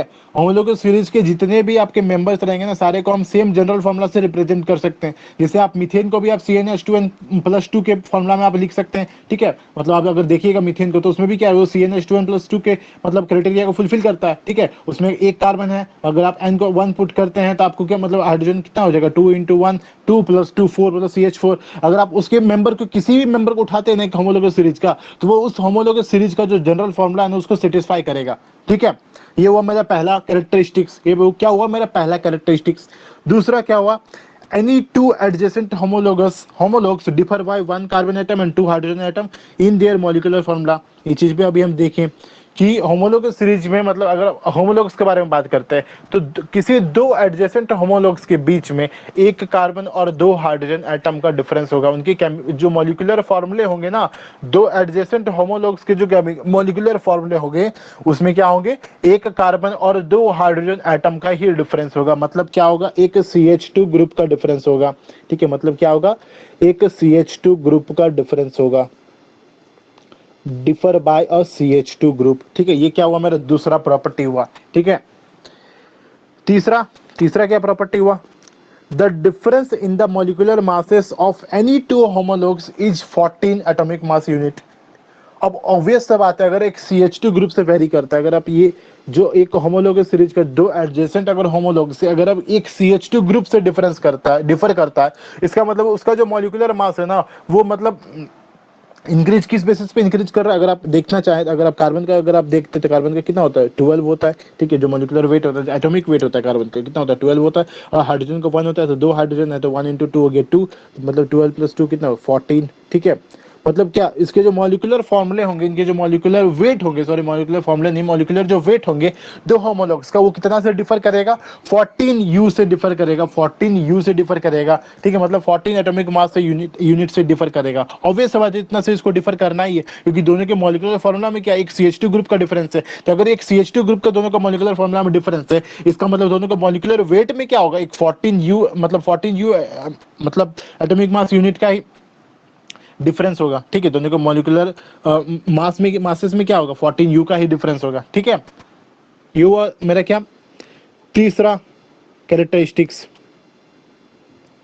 The difference in the molecular masses of any two adjacent homologs. किसी भी दो एडजेसेंट होमोलॉग्स को उठाना, ये नहीं कि एक को धरती से उठा लिया एक को पताल से उठा लिया, नहीं, कि एडजेसेंट होना चाहिए, ठीक है।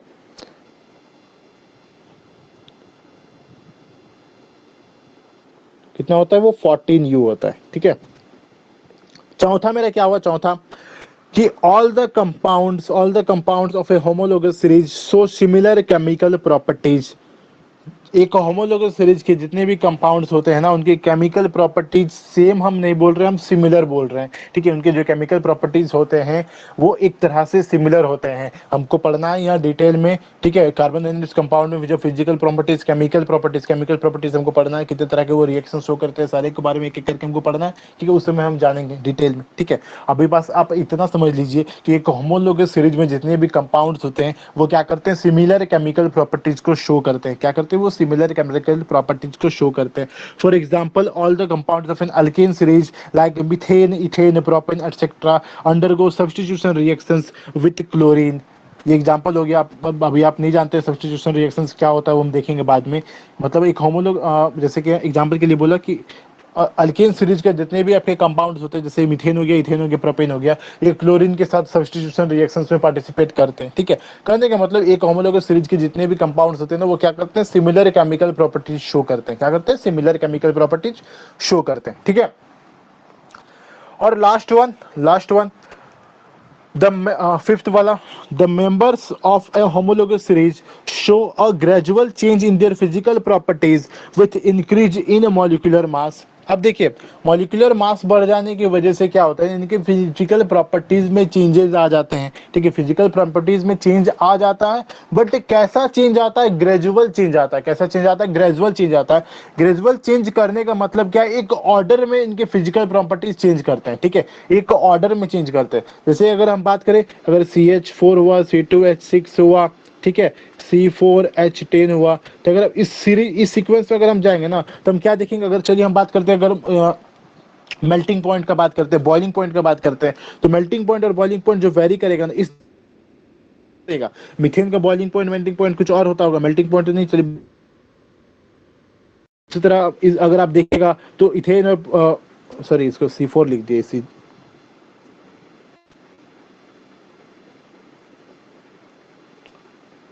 C3H8। अगर आप इथेन और प्रोपेन में देखिएगा तो इस दोनों का मेल्टिंग पॉइंट और बॉइलिंग पॉइंट दोनों डिफर होता है, ठीक है। बट अगर आप देखिएगा सीक्वेंस, अगर आप देखिएगा ना, मतलब इधर से इधर जाते हुए अगर आप सीक्वेंस में देखिएगा, आपको क्या पता चलेगा कि जो मेल्टिंग पॉइंट और बॉइलिंग पॉइंट जो भी बोल रहे हैं ना, जो भी फिजिकल प्रॉपर्टीज बोल रहे हैं ना, वो एक ऑर्डर में वेरी कर रहा है। क्या कर रहा है? एक ऑर्डर में वेरी कर रहा है। अगर अगर मीथेन और इथेन के बॉइलिंग पॉइंट या फिर बोलिए मेल्टिंग पॉइंट में, अगर चलिए हम एग्जांपल के लिए बोलते हैं, अगर हम बोलते हैं कि अगर 15 डिग्री या फिर 20 डिग्री सेल्सियस टेम्परेचर का अगर डिफरेंस है, तो अगर आप देखिएगा क्या कि इथेन और प्रोपेन में भी क्या है, लगभग इतना ही टेम्परेचर डिफरेंस है इसके बॉइलिंग पॉइंट और मेल्टिंग पॉइंट पे, ठीक है। मतलब क्या होते हैं, इनके फिजिकल प्रॉपर्टीज ग्रेजुअल चेंज करते हैं। क्या करते हैं? ग्रेजुअली डिक्रीज, मतलब जो भी हुआ, अगर डिक्रीज करता है कोई फिजिकल प्रॉपर्टीज, अगर किसी सीक्वेंस में डिक्रीज करता है तो वो भी ग्रेजुअली करेगा, और अगर मतलब इंक्रीज करता है तो वो भी ग्रेजुअल करेगा। मतलब जो चेंज होता है ना वो ग्रेजुअल होता है, ऑल ऑफ ए सडन नहीं होता। ऐसा नहीं है कि मीथेन का ये है, इथेन का घट गया, फिर प्रोपेन का अचानक से बढ़ गया, फिर नेक्स्ट वाले का फिर घट गया, ऐसे नहीं होता है। अगर इंक्रीज करता है तो ग्रेजुअल एक सीक्वेंस में इंक्रीज करेगा, अगर डिक्रीज करता है तो ग्रेजुअल एक सीक्वेंस में डिक्रीज करेगा, ठीक है। अगर कोई ऐसे मतलब बीच में अगर रैंडम कुछ भी आ जाता है ना, अचानक से कोई बढ़ जाता है कोई घट जाता है, उसको हम एक्सेप्शन में डाल देते हैं। वो मेरा क्या है? एक एक्सेप्शन है, ठीक है। ये सब ज्यादा चीज हमको देखने मिलता है पीरियोडिक क्लासिफिकेशन में, जो ग्रुप्स और पीरियड्स पढ़ते हैं ना, वहां ज्यादातर ये सब चीज हमको देखने को मिल जाता है, ठीक है। तो ये इसके 5 कैरेक्टरिस्टिक्स हो गए किसके? होमोलोगस सीरीज के। होमोलोगस सीरीज के 5 कैरेक्टरिस्टिक्स हो गए, और ये पांचों कैरेक्टरिस्टिक्स सबके लिए वैलिड है, चाहे होमोलोगस सीरीज अल्केन का हो, चाहे अल्कीन का हो, चाहे वो अल्काइन का हो, चाहे वो अल्कोहल का हो, अल्डिहाइड का हो, कीटोन का हो, कार्बोक्सिलिक एसिड्स का हो, जिसका भी होमोलोगस सीरीज है, अगर वो होमोलोगस सीरीज है तो ये पांचों कैरेक्टरिस्टिक्स आपको देखने को मिलेंगे ही, ठीक है। होमोलोगस सीरीज के जितने भी कंपाउंड्स हैं उसमें ये पांचों कैरेक्टरिस्टिक्स आपको देखने को मिलेगा। जो सबसे पहला वो क्या है कि जो मेंबर्स होते हैं होमोलोगस सीरीज का, उसको एक सारे एक जनरल फॉर्मूला को सेटिस्फाई करेंगे। जो दो एडजेसेंट होमोलोग्स होते हैं होमोलोगस सीरीज का, कोई भी दो एडजेसेंट जो होमोलोग्स होते हैं वो एक कार्बन और दो हाइड्रोजन एटम से डिफर करेंगे। जो डिफरेंस होगा उनके मॉलिक्यूलर मास से, किसी भी दो एडजेसेंट होमोलोग्स का जो मॉलिक्यूलर मास का डिफरेंस होता है वो 14U होता है। जो अगर चौथा बात करें तो होमोलोगस सीरीज के जितने भी कंपाउंड्स होते हैं सिमिलर केमिकल प्रॉपर्टीज शो करते हैं। और जो लास्ट वाला है वो क्या है? तो होमोलोगस सीरीज के जितने भी मेंबर्स होते हैं ना, उनकी जो फिजिकल प्रॉपर्टीज होते हैं उसमें ग्रेजुअल चेंज होता है। एग्जांपल के लिए यहाँ पे लिखा हुआ है, देखिए, for example in the alkane series as the number of carbon atoms per molecule increases, the melting points, boiling points and densities of its member increases gradually, ठीक है। जैसे जैसे उसके मतलब केमिकल फॉर्मूला बढ़ते, मॉलिक्यूलर मास बढ़ता है ना अल्केन सीरीज में, जैसे जैसे कार्बन मतलब नंबर ऑफ कार्बन एटम पर मॉलिक्यूल बढ़ता है, तो मेल्टिंग पॉइंट हो गया, बॉइलिंग पॉइंट हो गया, डेंसिटी हो गया ना, वो इंक्रीज तो करता है बट एक सीक्वेंस में इंक्रीज करता है, ग्रेजुअली इंक्रीज करता है, ठीक है। As the number of carbon atoms per molecule increases, the melting points, boiling points and densities of its member increases gradually, ठीक है। क्या करते हैं? वो ग्रेजुअली इंक्रीज कर जाते हैं, ठीक है। होमोलोगस सीरीज समझ में आया?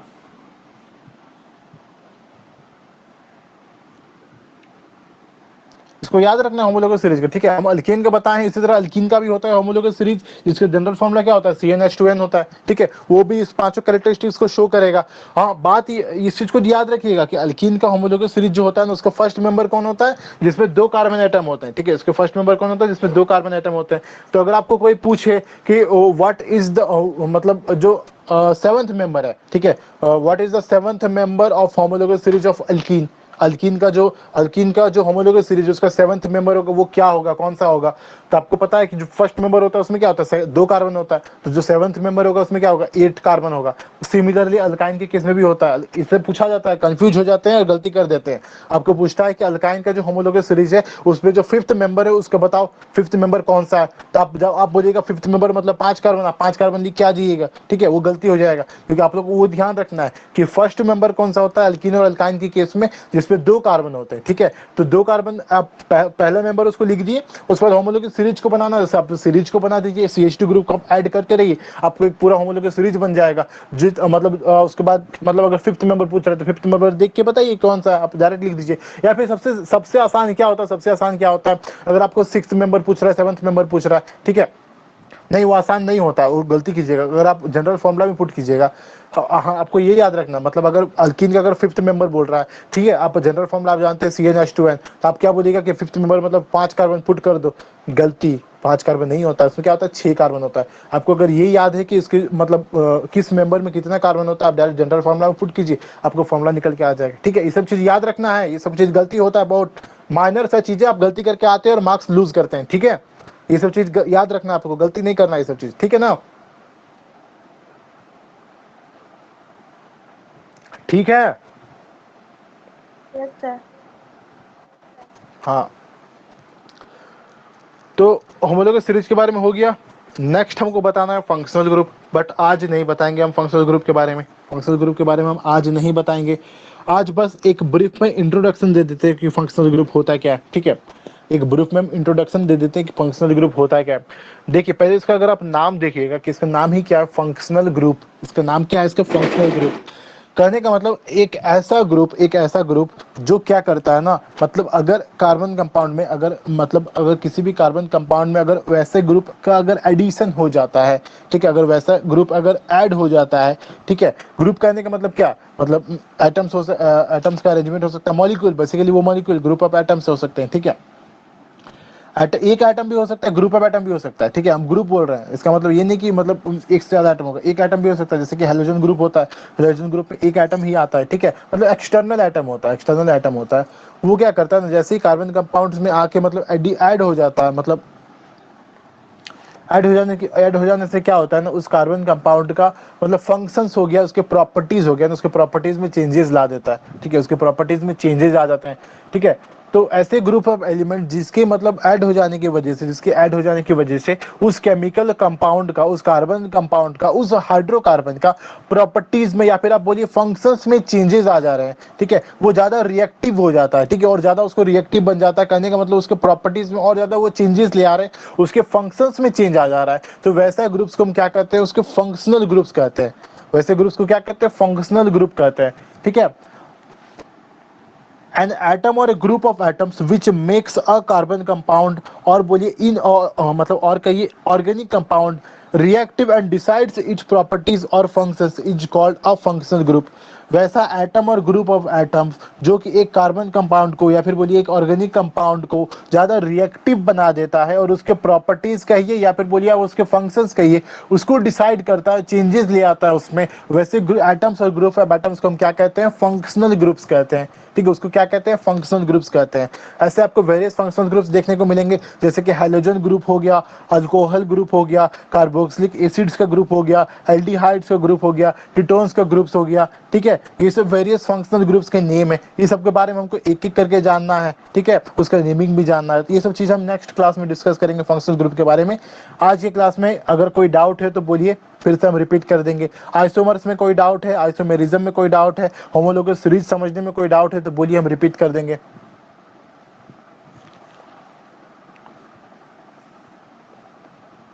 कोई डाउट है? No sir. अच्छा ठीक है, अगर डाउट नहीं है तो फिर रहने देते हैं, आज की क्लास में इतना ही। नेक्स्ट क्लास में स्टार्ट करेंगे हम फंक्शनल ग्रुप्स के बारे में बताएंगे क्या होता है।